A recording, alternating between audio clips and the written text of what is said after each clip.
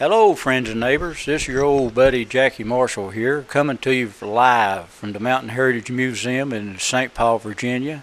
This is our first day of grand opening, as a matter of fact, and I'd like to thank Frank Kilgore for doing all this thing here. It's really wonderful. It's just the video will show as we go along, and I'm so glad that something like this is coming into the community to help us remember and what things used to be like.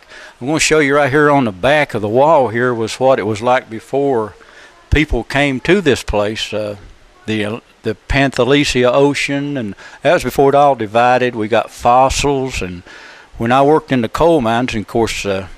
Minko, the cameraman, and I both worked in the coal mines, and we really enjoyed it. But down in the coal mines there, we'd come up with a lot of these little fossils. And I was like 600 feet straight down when I'd found a bunch of these little fossils. I don't know exactly. They were just like this, and ferns were mostly, but that's really a mystery because it had all been level, I guess. But that's just some of the many things that you'll see at the museum. Here to bring on forward faster, we have an old quilting loom. We used to make... We didn't. I'm sorry to say we did. I don't want people to think I'm that old. But anyway, we used to make blankets and beautiful, beautiful works of art. And I mean that from the heart, truly beautiful works of art. And we'll move on now to our next section that we have. We have an old-timey talking machine. It's used to play records on these things. Old 78 wax records. No electricity was required to play these things. It had a hand crank over here on the other side, and it was just a fantastic, we had a hand crank right here, and you just crank that up and flip the brake off, and that would spin your record, and it was just amazing, the technology that went into this thing. Whoa, we'll stop it right there. That way we won't mess up too bad.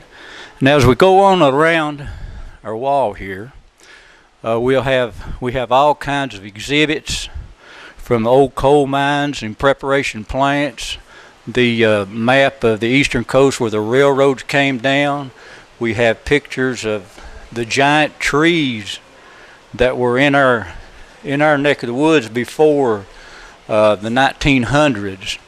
And we have a UMWA section, the United Mine Workers of America. It shows all of the national conventions. They were hundreds and hundreds of officials in the international board. We have pictures of John L. Lewis when he was just a young man, and also Sam Church and Arnold Miller, and it's really exciting to see all that. And back in 1989, when we had our big labor strike, we got T-shirts and memorabilia from that area. We have pictures of little young people in the mines like as 5 years old. They were used as water boys in that particular time to carry water to the miners. As we come on around, you'll see more pictures of UMWA history all down through time, from the beginning up to present. And you'll see what a vital role the UMWA played in the coal miner's life. And on the adjacent wall, you'll see pictures of early coal mines where they used goats to pull coal out with. They used dogs to pull coal out with. And of course mules. And it's just amazing what all you can see in the museum. And as we go on through to the next level, you'll see all types of pictures of old plants and animals. And it's just really amazing. I hope you all will come down and see this. This section here has pictures that Frank has taken from all parts of the country. And they're just amazing. He's an amazing photographer. He has nature scenes and underground in caves and just plain leaves, if there's such a thing as a plain leaf. It's just really amazing at the things he's got in here in this museum. And we would really sincerely love to invite all you all to come down at will. We even have pictures of old preparation plants, the one at Virginia City, the depot at Tacoma back in the early 1920s. It's just established in and it established itself in our lives, and old steam locomotives. It's just amazing. And right here's one of my favorites. This was a baptism in Carterton. Most people know where Carterton is. It's on up the river here from us. And here we have a picture of Taunton Hall, who was he was hung in Wise, Virginia, for the assassination of 22 that they know of. It could be more, but it could be less. And we sincerely invite everybody to come down that will. We got all kinds of pictures of Frank and fire tires, and this is Frank when he was at his daughter's graduation, and she's a really super nice person also. And Frank was telling everybody here to do it right. And from looking at this museum and everything, he is sure following along with what he preaches. You know, practice what you preach is what I've heard a lot of times. I don't get to all the time, and we have old pictures of Daint and St. Paul, and we even got pictures of the new St. Paul and Clinchfield mines, and aerial views of Carterton, which is on up the river from us. And as we move along, we'll run across a Dulcimer hammer and a big crock. We used to make pickled corn was my favorite thing. It always come out of a pickle crock. A big antique wood vise mounted on a tree stump. Horse collars. We just have everything that pertains to all aspects of the mountain life. One important thing in the mountain life was moonshine stills. And here we got the moonshine thumper and a corn liquor jug. We even have an old buggy jack. This statue here was carved from a lump of coal with the identification on it. It's called McDowell. So we call that old McDowell. And as we move on down this adjacent wall here, we got all kinds of mining this is primitive. The first mines used these. This was an evolutionary breast auger outfit. This was the crank for a ratchet auger. And this more or less fastened into the bottom and top, and you put this on your ratchet and pulled into the coal seam when augers was used.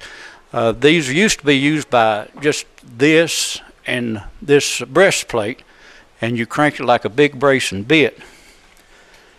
This is our mystery piece, and we'd like anybody that knows what that is to get in touch with Mr. Kilgore and tell him what that is, because we're all really, really curious to know. We've got like 500 theories on what it might be, and we're really interested in what it is. Of course, you have the old spinning wheels, and all these things right here were used in the early development of our society, actually. Everything from farming and mining, old saddlebags, old aprons for the people that stack lumber in the lumber yards and stuff like that. This was an interesting thing. This is a corn cutter that you put on your boot, a bootstrap corn cutter. So you just walk along like you're kicking a football or something, and you cut corn with it. And then we come on around to this showcase, which has got all kinds of mining memorabilia in it. The old dinner buckets, old flame safety lights. It also pertains to railroads. We got railroad lanterns, steam whistles, battery lights, dinner buckets, and here we have swords. Some may be from the Civil War era, and then the more mining memorabilia, flame safety lamps, and things you check for the air velocity in mines, anemometers, more lamps, signal lamps. Over here's railroad memorabilia. All kinds of railroad lamps, old-timey carbide lights, and the famed jack rocks. Everybody knows what jack rock is, I imagine. And all types of old guns and baskets. We even got an old army saddle down in the lower corner. We have all kinds of script from the mining era. And each coin has got like a special insignia in the center of it that told which mines entered or used that particular coin. Like these have the diamonds in them. That was the Blue Diamond Coal Company. And we have representations for mining stickers. I remember the mining sticker craze. People gathered those things by the thousands. And we have old handmade quilts, which is really, really amazing, because my mom used to cut patches all summer. Then in the winter, when she couldn't get out to do much, we would sew those little patches together, make real beautiful patchwork quilts. Here we have the history of the Clinch Valley College. We have all the yearbooks from Clinch Valley College up to the time it became UVA-Wise. Here we have a salt separator and bellows. What they did here was fill this with salt water.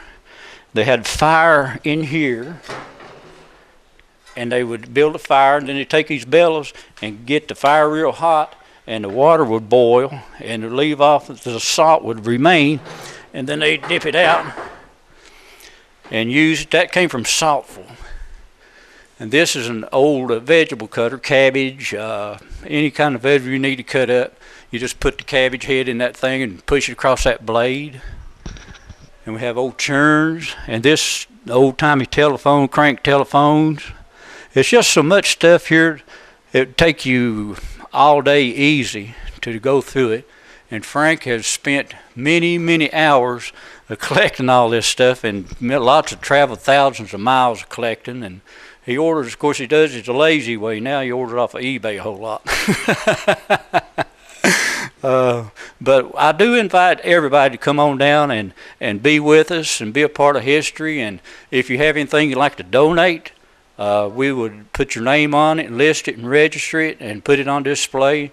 And you can let everybody else have a part of the history that you've got laying back in your room somewhere that's just going to rust, and let people see what it is. It's really important that we know about this stuff and keep it in our mind and keep it in our thoughts, because it was really the foundation era of our society today, and really a lot of hard, brutish work went into what we got going on today, that if we don't keep a looking at this, we're going to forget where we came from. And that would be really sad. And it'll make you also appreciate how lucky you got it. So this is old Jackie Marshall inviting you to come on down and take a part of the piece of history. Thank you so much. Appreciate Ernie Binko for coming over and filming this for us and helping us get the word out. Thank you so much.